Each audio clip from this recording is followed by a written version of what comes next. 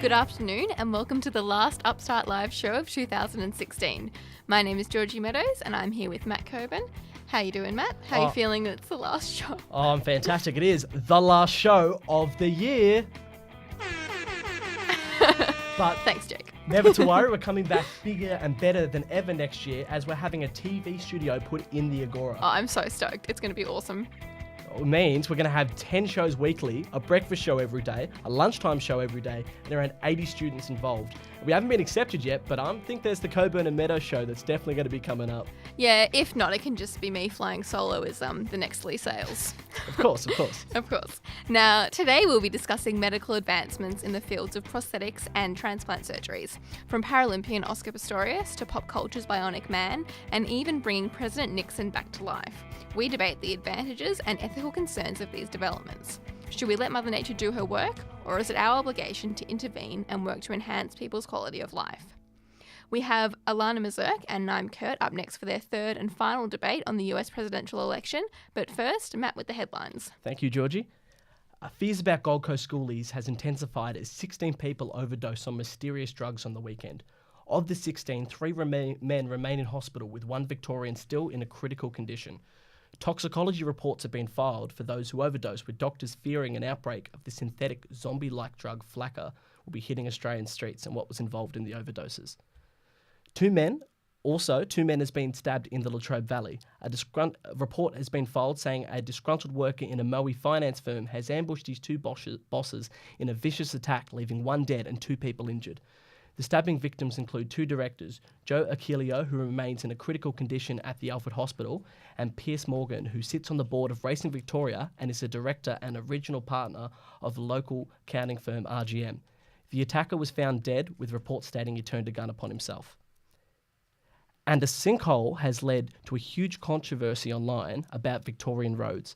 The sinkhole was in Boyers Road, and a fed-up road user has taken a photo of herself in the sinkhole to prove a point. 2/3 of her fitted in the hole, and she's quoted as saying, "The hole is a shortcut to China."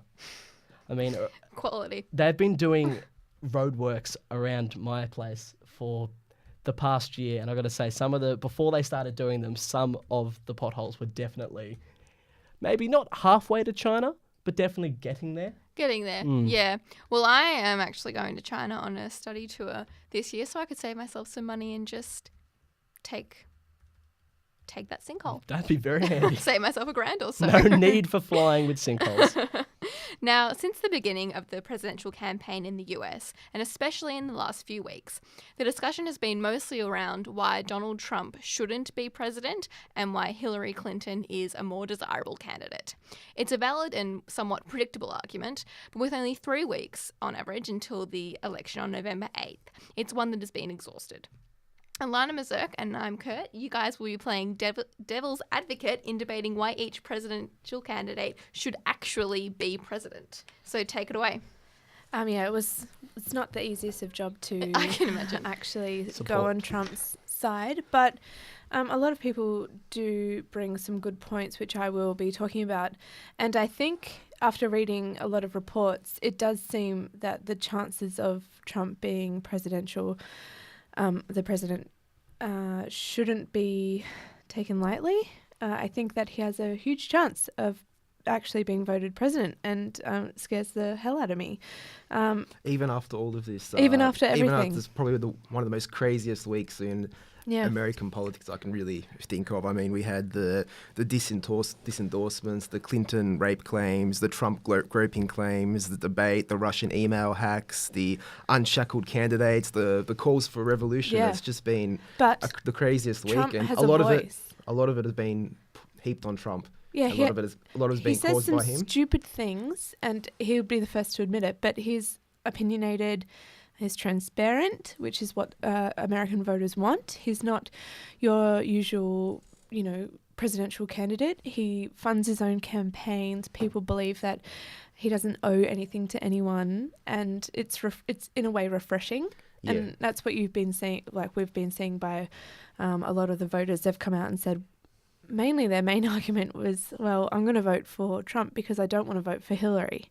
Yeah, and I think that's a really valid point because we know there's such a huge section of the American population that feels that Hillary Clinton and Bill Clinton got off lightly from some of the things that happened during the 90s. They're very, very suspicious of them. They think that justice really wasn't served there. And one of the biggest things for Americans, Hillary voted for the Iraq War. Yeah. And we can't forget that. And emails aside and all that jazz, she has rubbed a lot of Americans the wrong way. I mean, we've got a figure here. 70% of all voters think that she is untrustworthy and dishonest. So then you have somebody coming out who's completely overly honest, is over in his personality.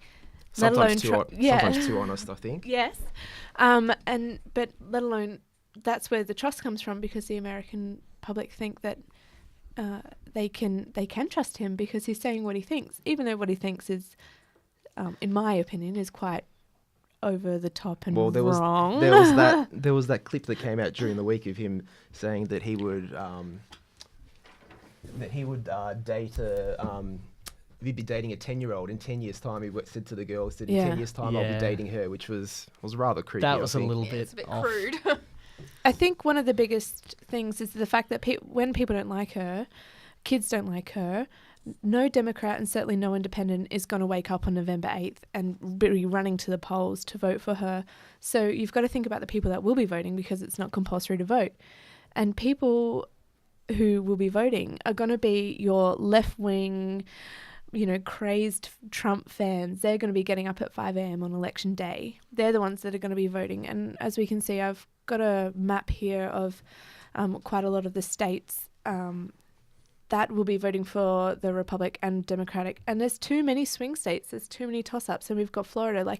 So what you and I wanted to talk about especially was the fact that America's voting system is completely different from Australia's. Yeah, so a lot of people don't know. Probably wouldn't be aware, but they're thinking it's just a straight vote between Hillary Clinton and Donald Trump. But you're not voting for Hillary Clinton and Donald Trump. There's a thing called the Electoral College system. So each state archaic electoral college system. Archaic, yeah. I think that's a very fair thing to say. So instead of voting exactly for Donald Trump or Hillary Clinton, you're voting for people for electoral college candidates who pledge their support of a state. And so what was it? Massachusetts has 3, California has 55. Yeah, and it's based on the population of states. And I think about 48 out of the 50 states, it's winner takes all. So it is winner takes all, even if it's 10. There's a 1/100th difference in voting. If it's 1,000,001 people voting for Hillary and 1,000,000 people voting for Trump, all of the delegates will go to Hillary Clinton. Yes. And it's ended up with some bizarre results in the past. I think we just have to go back to the year 2000, or Gore and Bush. Yeah, we had that crazy situation in Florida where Gore actually, across the country, had more than 1,000,000 people more voted for him. He got the public vote. The public vote, yeah. And there was George Bush who won through the end because he was able to get those last few votes in Florida. And then all of the candidates in Florida were electoral colleges. And like in 2000, Florida is now a toss-up state. There's no out. So Democrats haven't been said to have that state. And I just the next thing, talking about voting, people have to leave the house to get in line to vote. And if they live in poor Black or Hispanic neighborhoods, they don't have the opportunity to vote. They have to go to work, kind of thing. They have a longer line to wait in. Everything is literally being done to try and stop them from voting, the minority from voting. So in most elections, it is hard to even get 50% to turn out to vote. And therein lies the problem for November, because like I said, who's going to have the most motivated, most inspired voters to show up? It is. It's the Trump-crazed voters. You can win all of the polls you want, but unless your people are going to turn up and vote on the day, that means a diddly squat. But, I mean, Trump, this is why people like him, and this is what Trump says: I will be the greatest jobs president that God ever created. I tell you that. I'll bring back our jobs from China, from Japan, from Mexico, from so many places. I'll bring back our money. Sadly, the American dream is dead, but if I get elected president, I'll bring it back bigger and better and stronger than ever before, and we will make America great again. There is not one policy in that statement, but so many Americans have taken out and gone, the American dream, and grasped onto it. But what has Hillary done? I think between Hillary and Trump, I think the difference is that Hillary really has him on policy matters. We know it's Yeah. her bread and butter. I don't think she likes to say she's the most prepared person ever to become president. And you look at her resume, and it's probably true. You know, she was first lady to Bill Clinton. She's been a senator. She's been a secretary of state. She's been a presidential candidate once before. She's going again for the second time. But And, while she knows that, does Trump knows money and business? but then you look. America I go back to. Decline. Of It's money. true. It's true, and that's why I think there's 100 business leaders out there who are all supporting Trump, because there is the American economy, perhaps on the surface, looks like it's going all right, but there's growth is slow at the moment, and there's a real concern that there might be another dip in the economy, and certainly Donald has the points there where people think that he'll be able to raise the economy and get better living conditions for Americans. But I mean, I go back to the debate last Tuesday, and I'm thinking, there was a question asked of Donald Trump about cyber warfare, and Hillary Clinton gave this really elaborate answer on how to defeat cyber warfare and everything. And Trump just kind of said, "Look, my son plays computer games. He knows how to hack things, and cyber is a big concern." And he couldn't pinpoint any policy there at all. And it's his weak point, definitely, that Hillary can present policy much better than Trump can. What do you take on? What's your take on the fact that Trump, in that same debate, said that he, if voted president, he intends to prosecute Hillary Clinton because of what she's done with the email scandal? Well, I think we mentioned this last week, but it's bizarrely undemocratic to think. I can't remember a candidate ever mentioning that before, and I think it speaks to the vindictiveness of perhaps Trump and perhaps his lack of belief in the American institutions, the belief in the legal system, in the law system, in the systems of government. But they'll be able to. But where Clinton can be swayed by that, Trump has no affiliations with lobbyists. He has no special interests. He's solely his own person, and you know what I mean. There's no. What did he say? He was going to instill supreme judges, but none of them are from an Ivy League college. None of them are from, any other factions that have supported past presidents. It's just all kind of like a clean slate, and this is where we're looking for that transparency. Yeah, and we saw that with the tapes that were leaked. The emails that were leaked this week by apparently it was said by the White House that they were released by Russian hackers. And I think the most funniest thing to come from that was that RT, Russia Today, came out with a story saying that there was more tapes that had, more emails that had been released on WikiLeaks, and WikiLeaks hadn't released them yet. So it shows that they're perhaps in collusion there. But in some of those emails, Hillary Clinton had said that she was supporting. She was supporting business and stuff like that, and it went against things that she'd said before. So, well, where I say all Trump's good points, I must say that I completely hate Trump, and Trump does not deserve to be president, and that's all. on that perfect note, I honestly could listen to you guys all day. I learn so much whenever you speak about the election, and I can't wait to actually see the results from all this debate. So, thank you very much. No worries. Thanks, guys. thank you, Lana, Missouri. I think this is a perfect time, Georgie. Yes, Matthew. Since we all know about Trump's sexual harassment claims and everything that has been going on in that, to mention the Universities Australia National Survey on Sexual Assault and Harassment. Yep. So early in the year, if you were watching Upstart, we have covered the documentary The Hunting Grounds about sexual assault on university campuses. And now we have a way to make our voices heard on the issue in completing a survey. The survey is sent out to some university students, but if you haven't got the link to be sent out to you, you can complete the survey on universities' projects at humanrights.gov.au. And I think it's important that we provide a voice and make universities as safe as humanly possible, so it's just better for everybody involved in the issue. Yeah, I couldn't agree more.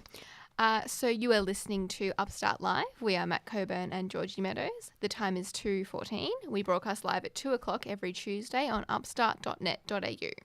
Up next, we will have our senior producer, Dan Martinez, with his view on the evolution of prosthetics, beginning this show's look into the evolution of prosthetics as some of the amazing things science has enabled us to achieve in this field.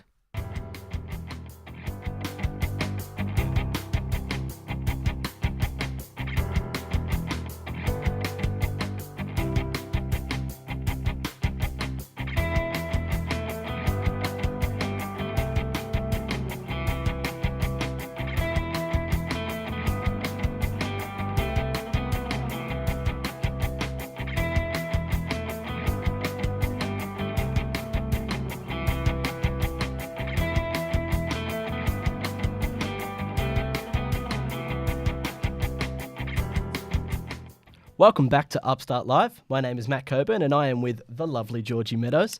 If you have missed some of our show or can't get enough of us, because let's be honest, you can't, you can watch every Upstart Live show on our website, www.upstart.net.au, or our YouTube channel, which is just Upstart Live. Now, this is our last show for a while, but we've decided to try something a little bit special. We are going to be covering a topic in multiple different areas. This week, we're looking at an in-depth look at the evolution of biometrics, prosthetics, and limb replacement through modern science. The research and work has the capacity to allow for extreme increase of quality of life. Yeah, Matt, many of these breakthroughs almost sound like they belong in the realm of science fiction rather than in the world of modern medicine. However, if watching any science fiction has taught me anything in the uncut so far this semester, there is bound to be a mad scientist waiting to create some monster. Well, that's one argument. We'll be taking a more scientific and ethical approach later in the show. But for now, we have Dan Martinez to give us an introduction into the field of an evolution of prosthesis. Thanks, guys. So now, ladies and gentlemen, the prosthetic has experienced quite the evolution over the years. In days of yore, we were met with wooden replacements, peg legs to sustain movement only in the smallest degree.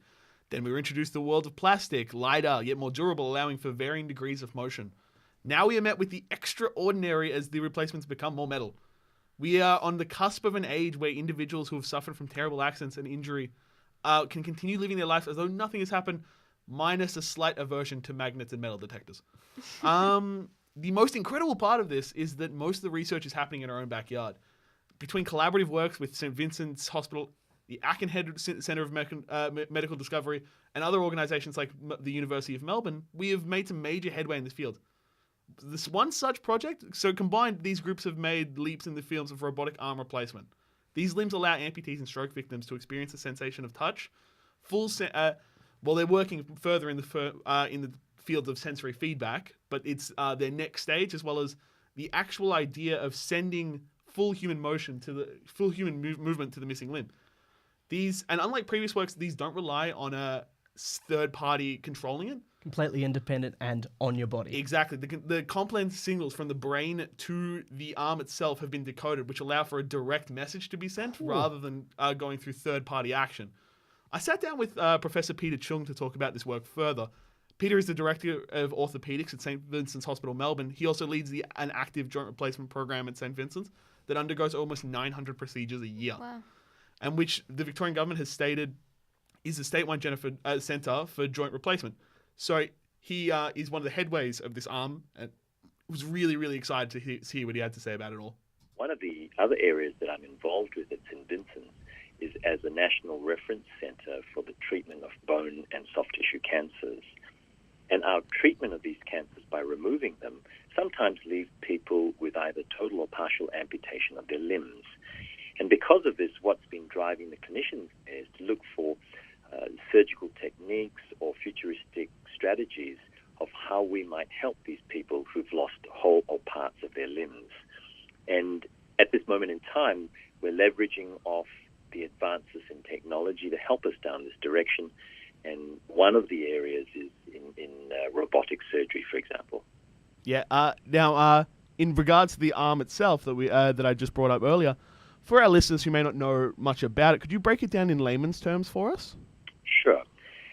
The concept of a robotic arm is a mechanical device that receives signals from the person who's wearing it. And in days gone by, these devices used to be strapped on to the stump and driven by the way people would move their bodies or their remaining limb. And by moving it, what would happen is they would pull on cables and levers, and this would allow the arm to move, as it were, and to manipulate small objects. Since the mid-1960s, the concept of a fully independent mechanical robotic limb that responds to electrical signals has been one of the things that stirred the imagination of both scientists, engineers, and clinicians. And this has evolved over the last 30 or 40 years to the point where now there are systems available on the market where people can get robotic limbs, but they're very expensive. A lot of these devices depend on, I guess, fairly sophisticated machinery that at times makes it cumbersome, and at times, while they all work very well, they're limited in the sorts of movements that they could do. So what we're trying to do, and what robotic researchers around the world are trying to do, is develop a limb that can move through quite complex maneuvers, such as holding on to an egg and looking at it from different directions as if twirling it around in your hand. The ability to do that is a fairly complex maneuver, and the ability to hold an egg without crushing it is a fairly complex maneuver. A lot of this is the balance between how we move things and how we feel things. So one of the important elements of a robotic limb is the ability to touch and sense. That's a main challenge for people researching in this area, and certainly one for us as well. Of course. But what kind of hope does this bring to individuals who have lost part of their, lost all or part of their limbs, whether due to stroke or just amputation? Big things, it does give a lot of hope, because technology is moving so fast that it is giving researchers the opportunity to test different materials, different systems, and to come up with ideas that technology now allows, whereas in the past it was very difficult. So, for example, motors in the past that used to drive the robots were very big and cumbersome. The ability to miniaturize this now and collect signals through small transistors is far better today, and the opportunities are far greater today than they ever were in the past. So it does give a lot of hope to people. And this type of research, although right at the forefront of science, seems a long way away, what it does do is it gives people the sense that it is achievable. And I think in the future we would be having the sorts of prosthetics that will change the way people see artificial limbs in much the same way as you've had advances in computing or even cars. I did see a couple of references to the arm itself. It was less being a tool and more as a limb itself, which I thought was really, really interesting. Yes, indeed. Being a limb means not only the ability to function, pick up, push away, hold, point, grasp, but also to sense that is in fact what's happening. So you have what we call a feedback loop, where the action is met with a sensation that feeds back to the wearer of the limb that a certain movement has been completed, or a certain level of touch or pressure has been put, and that gives them the ability to control. That is how limbs work in normal life, and that's how people are trying to emulate that through new robotics, electronics, and smart materials. So then if sensory feedback is kind of your next stage in research and an effort, how many years in your opinion, do we believe until we have this kind of sensory feedback capable, where the arm is capable of send signals back to the brain? Sure. There are a number of groups around the world looking at this now, and in fact, very recently, a group showed that a concept of a robotic limb that can perceive sense and transmit it to a person who couldn't move their arm is possible. What we're trying to do is actually refine it in a way that allows all the intricate signals from the brain to be channeled one way to get the movement, and also to receive back that movement has occurred. And the ability to really filter that information and to process the signals that are coming through are in fact a challenge. And that's where no single group can achieve that on their own. They really have to collaborate. So it will be an international collaboration with significant computing companies, for example, as well as research institutes that specialize in nerves, muscles, joints, and smart materials that act as what we call electroconductors. Fantastic. Peter, thank you so much for doing all that. That's more or less covered all of my questions. Thank you. Once again, thank you for taking the time to talk to us. It's been an absolute pleasure. Thank you very much. See you later, Dan. Bye. Bye-bye. Now, it's not just the robotic arms that have taken these tremendous leaps in the last few years. As technology moves forward, those who were assured that they would never walk the same way again are getting like this second chance at life. These legs, these robotic legs like the ones being developed at MIT are also use similar sensors embedded in the muscle tissue of the severed limb. Through this, they are able to send wireless signals through the attached prosthetics, allowing for relatively free movement. And as well as this, they utilize these sensors and software to control its motion, ensuring that the the user is able to kind of quickly adapt, and the prosthetic itself adapts to the weight of the user. They've also taken immense care with the knee. Now, normally, if someone was cut at the thigh rather than the knee, they lose tremendous amount of movement. However, with this recent development, they've able to use it much like the hydraulics in a car. These allow for the users to kind of shift their weight against the ground in the exact same way a normal leg would. And it's leading to like these extremely incredible results. It's kind of incredible to think that we're in an age like this. It's amazing. Yeah, I went to primary school with this girl, and we're still really close friends. She came to my house for dinner on the weekend, and her leg was amputated below the knee, which, as you said, allows for slightly elevated movement. Movement. So I feel like, along with her, I've known her since I was 5. I've seen the progression, like the evolution of her prosthetic legs, from the tiny little one, her first leg from when she was about 12 months old up till now, and as you said, leaps and bounds. And this isn't even the sensory leg. It's fantastic. Yeah, I remember my mate McCallie, who was on this show and also competed in Rio when I used to swim with him. He was, again, lucky. He had his amputation was also below knee, so he still had a lot of movement. But he'd take his legs off, go to the pool, swim his race, jump out and chuck his legs straight back on. Yep. I just remember thinking it was the most amazing thing in the world. So if we could give people who have lost the movement that back, be able to walk, that would just be tremendous. Yeah.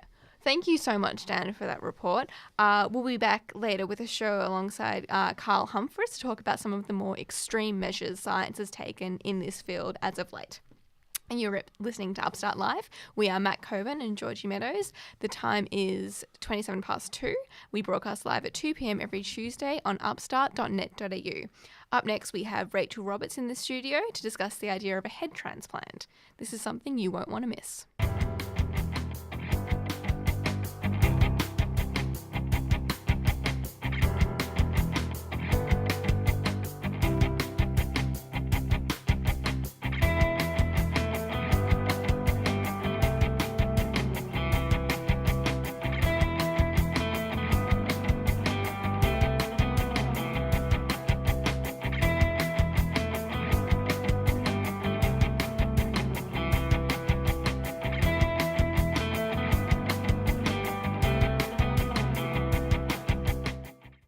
Hello, Rachel Roberts into the studio.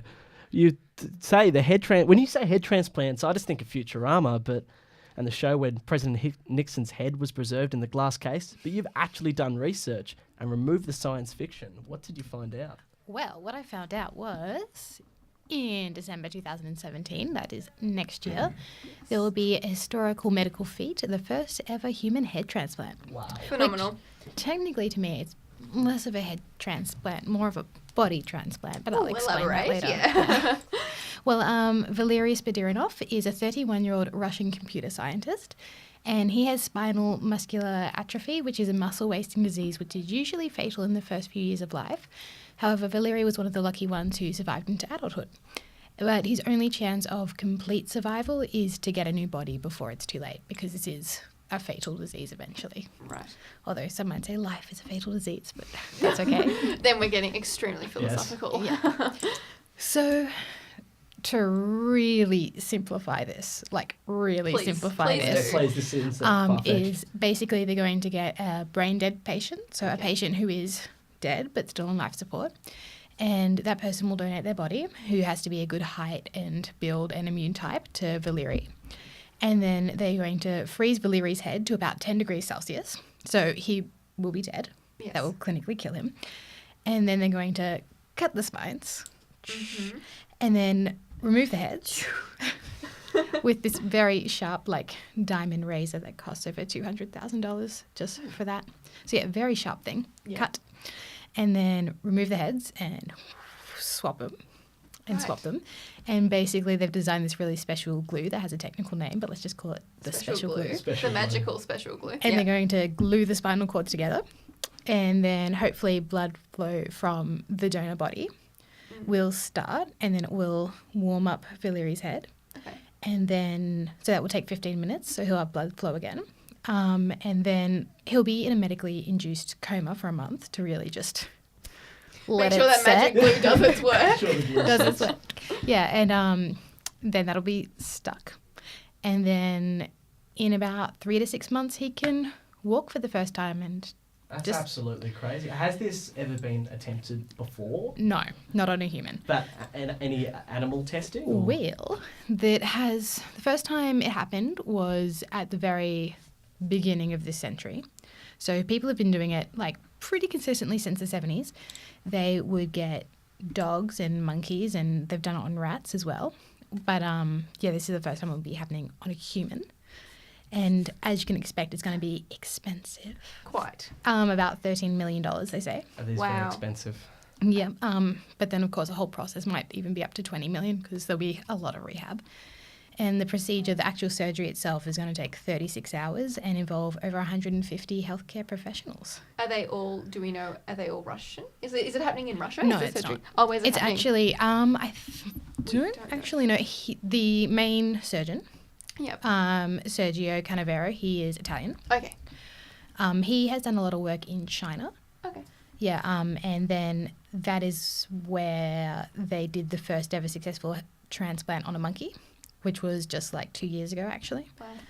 And Did the monkey survive the surgery? well, this is the really weird thing when they talk about stuff like this. They'll be like, "Oh, it was a success," but Yeah, because when you said six, I was like, cool. There's a monkey walking around no. with a different body. No, jumping trees. They did the transplant, and the monkey could breathe by itself and had no neurological damage and no brain damage, and the monkey was more or less fine. So they're like, yay, success.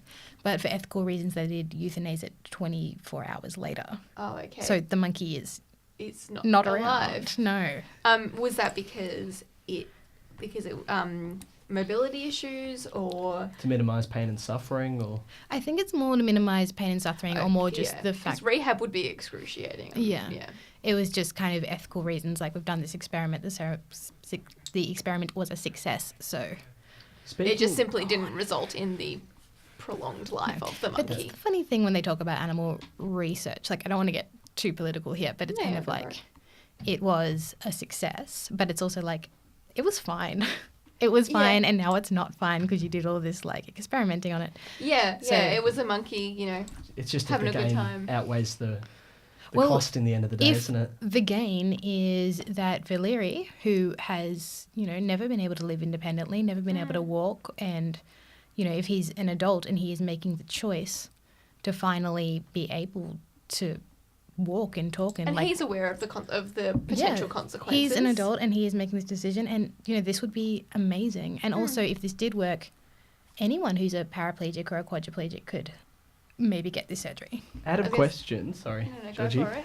How's the response been to like the outward response of the world been to this sort of surgery? Because you can almost liken this guy to Dr. Frankenstein, or Yeah, with sewing people bodies together. people definitely have done that. But at the moment, I just want to show you this TED Talk that Sergio did, where he discusses another consequence of this surgery is that he believes there might be an answer to life after death. But let's have a listen to that. The head will be cooled to 10 degrees Celsius and will be bloodless. It will be as dead as it gets, clinically gone. Now, I expect that upon reawakening, the subjects will report a full-blown near-death experience. When this happens, we will have final proof that once you die, once the brain dies, consciousness survives. And again, for 10 million euros. Well, yeah, thank you, Rach. I have to say, all my years of viewing Grey's Anatomy, I thought would prepare me for this week's broadcast, and it hasn't. It's left me in the lurch. a I'm little really bit. excited to find out what happens to our consciousness after It'll death. be intriguing. We'll have to cover it next year. Absolutely. at Upstart. I'm Thank excited. you so much. You are listening to Upstart Live. We are Matt Kervin and Georgie Meadows. The time is 25 to 3, so 2:35. We broadcast live at 2 o'clock every Tuesday on upstart.net.au. Up next, we have Josh Schonefinger, who will look at some of the real-world examples of prosthetics use in the world of competitive sports.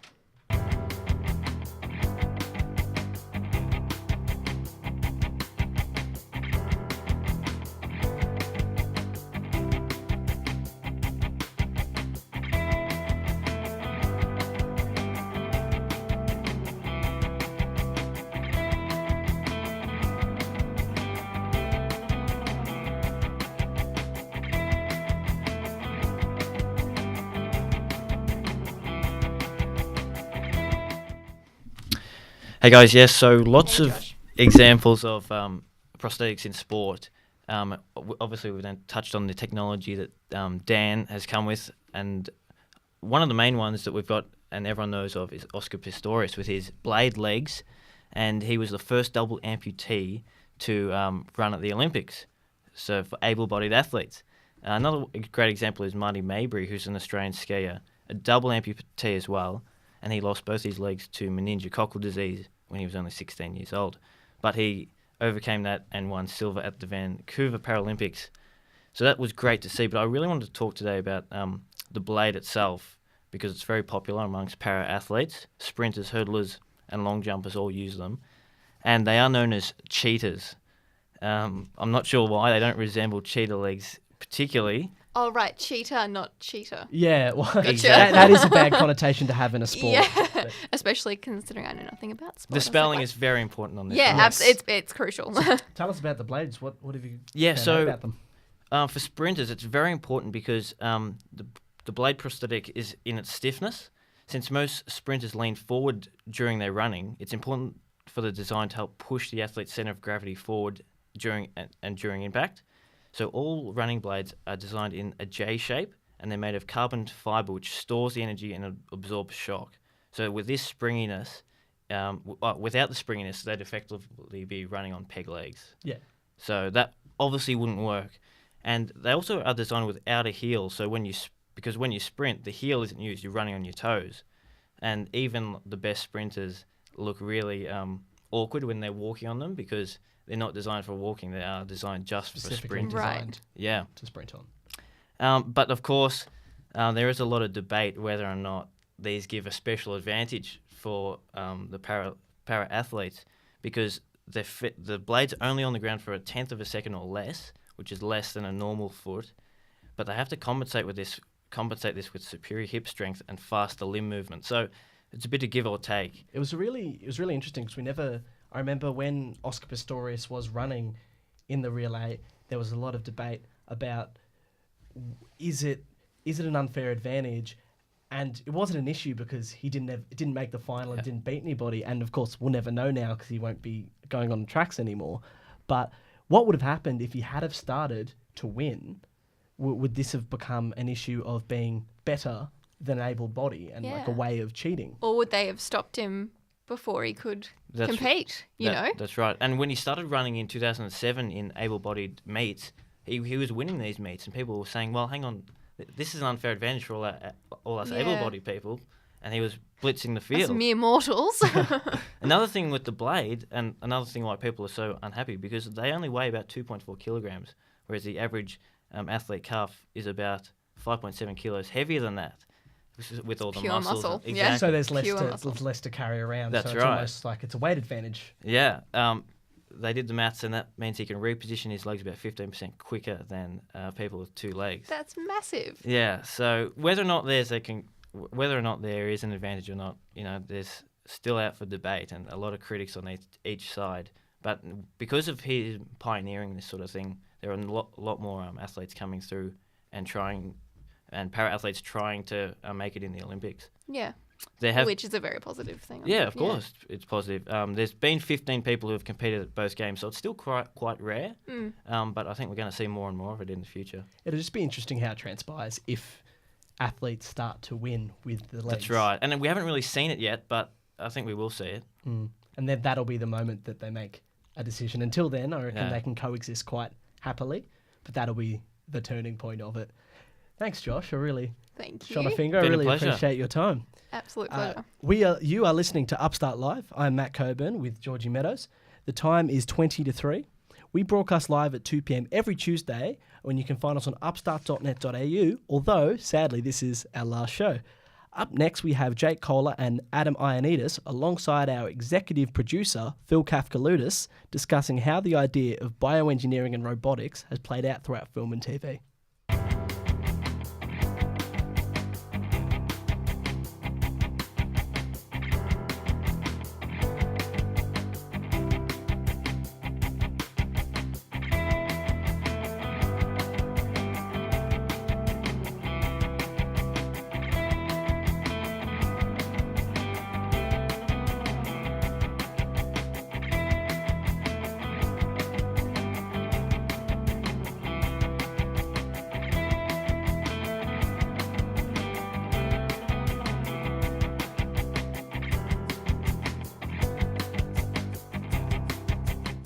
welcome Jake Kohler, Adam Ioannidis, and Phil Kafkalutis. Hello. How are we doing? I'm doing really well because 50% of this panel is Greek. Go, man! Woo! Woo! Woo! I was just saying we're straight out of the Corio.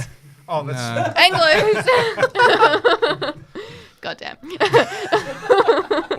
So you guys have a slightly lighter angle on the world of medical advancements, robotics, and the likes through the lens of science fiction and pop culture. So it might come as a shock that I'm totally uneducated on this. So take it away. I'm sort of more excited to ask Phil some questions about watching these kind of films growing up. Yeah. Before, the old school. Yeah. Like one of them was sort of, okay, so when RoboCop came out, what was that like, seeing that for the first time? Because I imagine that a lot of kids would watch it now. You haven't seen it? No. So I didn't grow up watching that film whatsoever. I have to say that I am slightly older than you guys. So I grew up. Thank you, Georgie. Not as old as Jake, though. Not as old as Jake, that's true.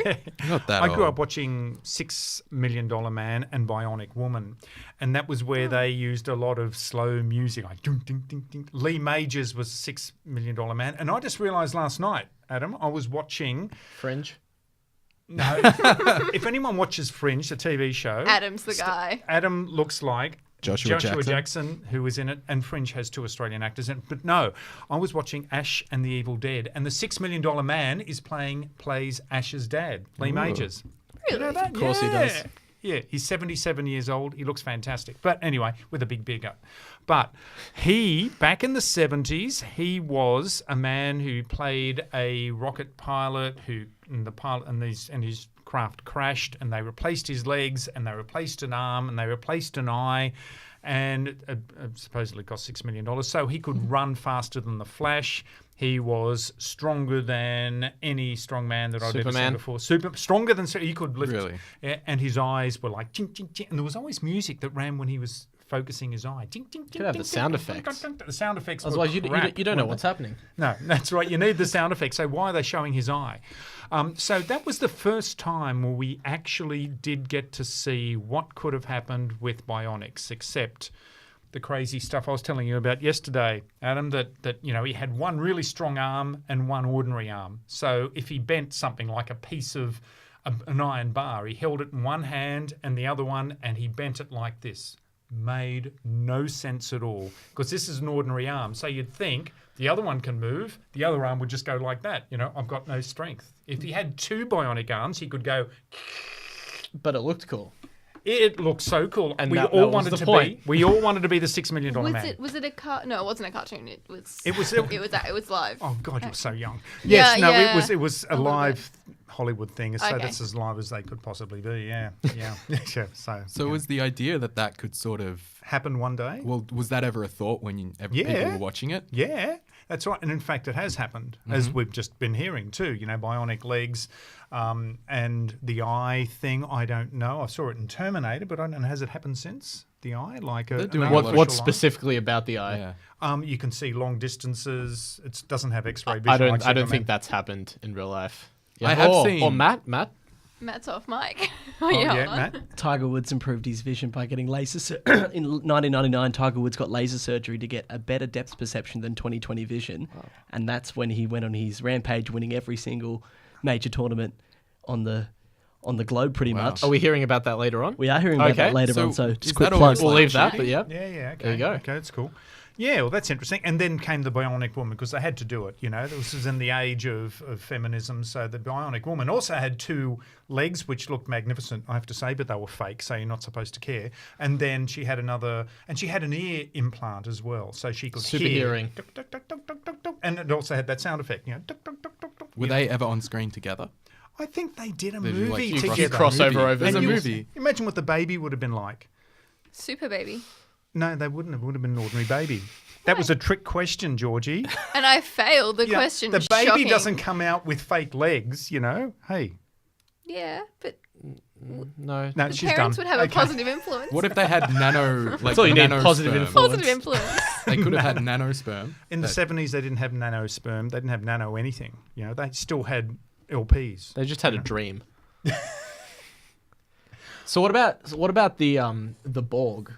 The Borg in Star Trek. Star Isn't Trek. that Next fantastic? Generation, Voyager. The one fake woman who I actually fancied was the queen of the Borg. The Borg was a group that used to assimilate other species, and it was run by a queen inside this huge cube, and the queen was really just a chest upwards, person. And they used to attach her, if you'd seen the Star Trek movies, to a fake body. And of course, the fake body was perfect. That's the thing about Hollywood, is that the bodies are always, they're not functional. They are quite, It is aesthetically pleasing. Yeah, very aesthetically. Well, some of us thought so. Yeah. Well, thank you guys for that. I'm sure that'll prove helpful in the ethics debate we have coming up next. How? Probably How not. was that used? I was just trying to compliment you guys. 10 points for Trey, Georgie. As always, 10 points for trying. Execution, meh. You were listening to Upstart Live. We are Matt Coburn and Georgie Meadows. The time is 2:47. We broadcast live at 2 p.m. every Tuesday on upstart.net.au. Up next, we debate the advantages and ethical concerns of these medical advancements with Kyle Humphries and Dan Martinez.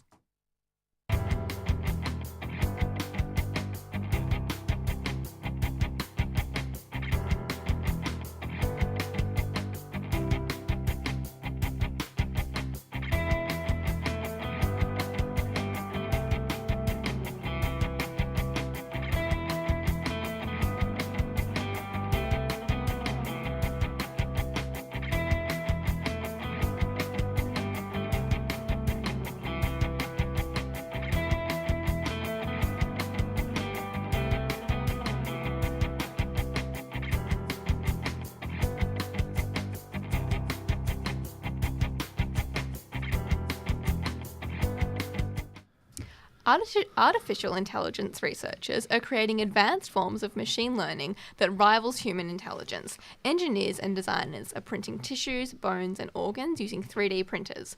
Biologists are creating entirely new synthetic life forms, and medical researchers are creating radical new enhancements for the human body in which man and machine essentially become one. Whatever side of the debate you're on, whether it's creationism, intelligent design, or evolution, this is something new, and this is going to reopen external existential questions like, where's the line? Are we playing God? And I think in this debate, we're going to be playing devil's advocate a bit and talking about all these issues. Well, I think we've had most of the show to celebrate how freaking cool it is that some of this stuff has happened. Time to have a bit of fun with it. I think it's time we look at some of the crazier elements of it. So I know one thing that I brought to my mind, I was kind of looking through all this, is the idea of 3D printing new organs. Now, I don't know how familiar you guys are of this, where it's basically a driving innovation in the area, right? Is the idea that we can we can just genuinely print tissue, and a whole new heart can be printed for another guy instantaneously. That's mental. You're combine that with AI work, you're kind of building your own human in some way, which is a kind of a weird idea. At that point, we are playing God. We are trying to create a whole nother species inorganically. And it's a really strange idea. So, I don't know, compared to non-biological printing, so the 3D bioprinting, it lets you choose material, cell choices, everything like that. You're going down to the letter. And it's it's genetic manipulation in kind of a way. And it's something that I think needs to be discussed in that way. Are we going too far? Are we playing God? What point do you lose your actual just human elements? No, but why do you think we're going too far? Well, look, I don't know. There's the idea that we need some of this stuff, right? That we can replace and heal and help, right? But where every case of good intent, the road to hell is paved by good intentions, is a very strong metaphor in this regard. We can always say that this is only going to be used for positive attributes or something like this, but there's always going to be a case where where someone can eschew it in a different way. And I think that's something that we need to bring to attention. And while it's an amazing leap forward in science, it can lead to some serious issues. Yeah, it does need to be brought to attention, because the carry-on effects of what's going to happen with AI, there will be, the median age and the average age of the population of the world increases, and it just creates a flow-on effect of problems like, In 1950, the median age was 23.6. In the year 2000, it rose 3 years to 26.4. And we have all the sort of problems with employment, aging people, we can't afford to keep them kind of thing. There's all this stress on the government, and I reckon a little bit of a devolution would be handy. I know for a fact when I was travelling in India, they try to keep technology out of so many things, as much things as possible. Try to keep it like essential, like humanistic. Yeah, because there's 1.4 billion people in a country, and you can't have Woolies with the self checkout just wiping out 10 jobs. Can you imagine like the scale of that, yeah, or like all the carry on things of artificial intelligence? Well, just they've got the full robotic factories now as well as that. They're doing completely computer based manufacturing. So a whole host of jobs back from 2 generations ago are gone. And in these ways, we're making life more efficient, but we can be crippling ourselves in some way. But Carl, you said devolution. What exactly do you mean? Just like knock it back a bit, because all these things have been invented, like iPhones, computers. We've got access to whatever we want whenever we need it. That's meant to make us more efficient, enhance our communication, our relationships. Yeah. And it's just made everyone more stressed because we've got all these things. All of a sudden, the demand for what we need to do is a lot more. So if you had like a labourer who was 50 years old and you could put a new back in him overnight, he's just going to be pushed and pushed and pushed to do things that he shouldn't be doing because the employer knows that there's access for this 3D body part printing to come in, so we just get replaced. It's something that it seems like it's just going to happen in the future. It's almost inevitable. If you have people being able to fix qualities of them to go in for it's almost like an oil change. So be exploited. It would just taken way too far. It's one of those very scary aspects of progress, but it's one thing that I think, along with all this incredible stuff that we have talked about throughout the duration of the show, it becomes part and parcel. And unfortunately, it's something we will have to deal with. But I guess we kind of have to wait and see on that front. Just hopefully Samsung don't make any body parts. So we can said, pray. Kyle. On that note, you're listening to Upstart Live. I am Matt Coburn, and this is Georgie Meadows. The time is 7 to 3. We broadcast 2 p.m. We have broadcast live 2 p.m. every Tuesday, and you can catch us on upstart.net.au. Up next, we have Hit or Miss, our regular sports segment, and the last time as Morgan and Josh return to look at the year the sport that was.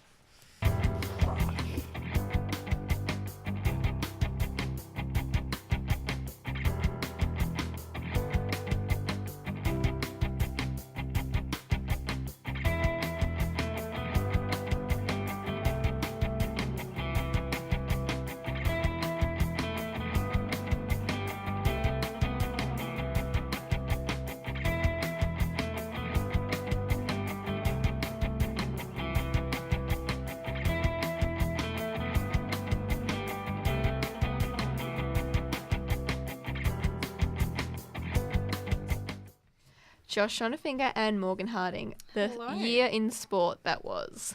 The year of the underdog. The underdog. As I Go doggies. heard.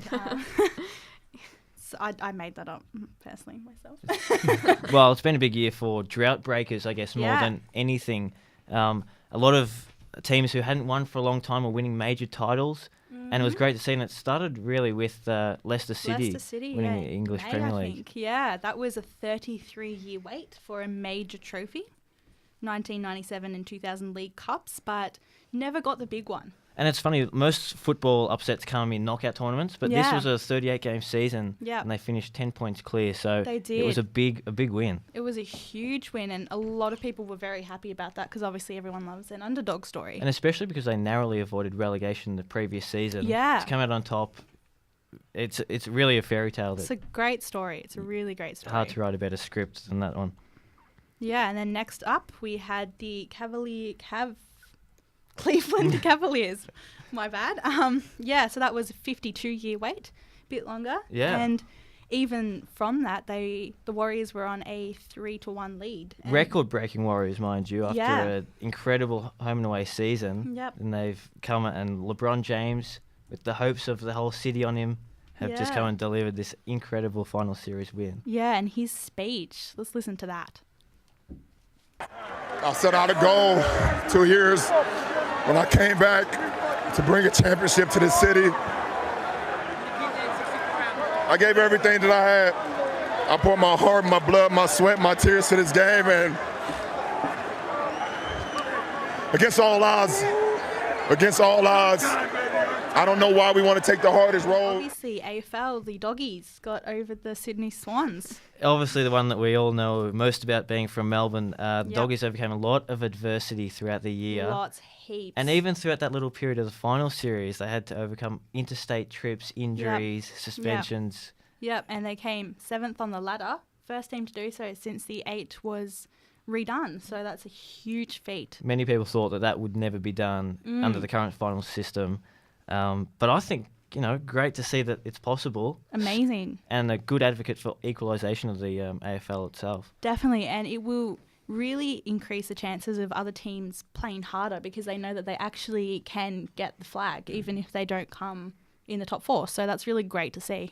We saw a lot of diehard supporters during that grand final week who hadn't seen the premiership since 1954. Out Yeah. and about, the city turned red, white and blue, which is great to see. There was a lot of support for the Dogs, and it was great to see because obviously, they haven't won the premiership since 1954. So An incredible story. Huge weight. Finally, the Cronulla Sharks, just years after a doping scandal very similar to that of the Essendon Bombers, came out and won the first premiership in their history. Yep. Yeah, I don't know a huge amount of that history, but when I was researching for it, could not find anything. So huge. The trophy cabinet was bare, you would say, in Cronulla. Completely bare. And I Not found a lot happening. a great quote by legendary NRL coach Jack Gibson. He said that waiting for a Cronulla to win a premiership was like leaving the porch light on for Harold Holt. We all thought it was never going to happen, but here we are. Yeah. And we're celebrating their first win in 49 years of their competition. Yeah, and they've had some minor premierships. A few little wins along the way. A few little wins, but not the big one. So good to see that happening and to get over the Melbourne Storm. Wow. It was a good year for good stories in sport. Yeah, amazing. And thank you so much throughout the semester for you guys. Thorough and very interesting coverage. As someone, as I've said many times, who doesn't really follow sport, I found it really accessible and really interesting. So thank you so much. Glad I could help. Now that's it. The end of Upstart Live for 2016. We want to say a massive thank you to the whole team for a fantastic semester. I've got to say, as my first on Upstart, it's been wonderful. Oh, well, we have a massive list. Rachel Roberts, Jake Collar, Adam Ioannidis, Josh Shonafinger, Morgan Harding, Kyle Humphreys, Alana Mazurek, Naim Kurt, Harsha Kanga, and a special thank you to our senior producer, Dan the Man, the Myth, the Maverick, the Greek Wonder Kid, Martinez, and the executive producer and the man who, more importantly, is buying us all the first round at the bar tonight, Phil Kafkalutis. It's been an absolute wonderful year. I'd like to thank Georgie, who's been wonderful serving with you as Thank host. you, Matt Coburn. We will be back hopefully next year in the new studio in the Agora, broadcasting more Upstart Live. Have a great break.